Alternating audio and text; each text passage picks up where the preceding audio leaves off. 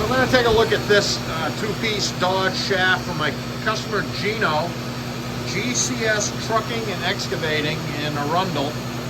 So if you need any dirt haul or excavating done in the Arundel, Kennebunk metro area, call Gino.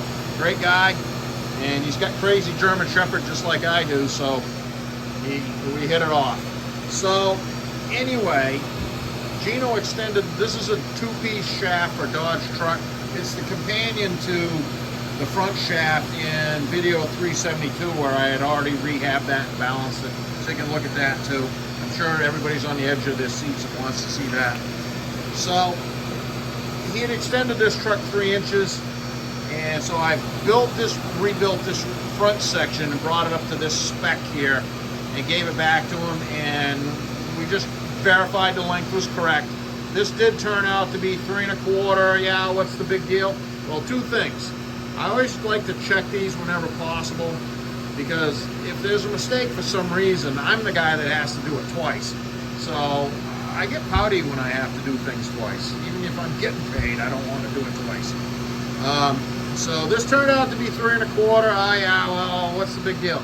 Well, that's not a big deal, but I managed the slip yoke engagement differently than they did at the factory. I don't like them hanging out so far.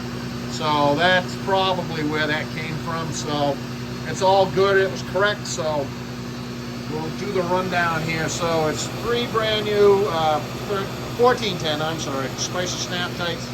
The Dodge style cleat top center bearing in the actually the balancer factory stand here is making a cameo appearance. I don't usually use that much.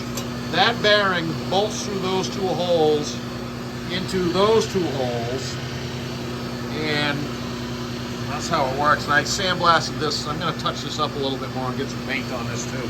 So this is all blasted. So 3 SPICER snap tights, new SPICER bearing. This whole back section is new. It grew to 3.5 inch 083 instead of 3. A pair of 1410 snap tights. The slip yoke and stub are in good shape. The factory boot is back on it I'll put the band clamps back on it in a minute.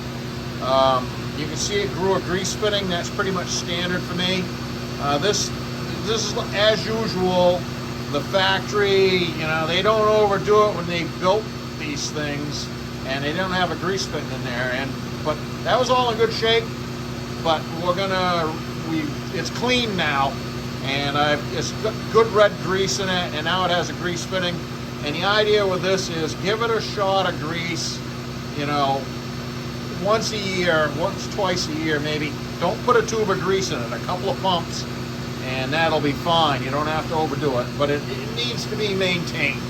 So, new back section, blah, blah, all of that.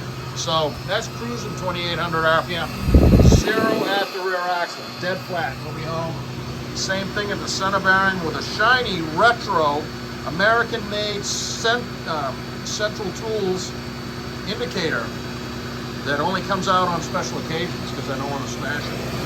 And then the same crummy old indicator, but it is running 0 at the transmission or transfer case.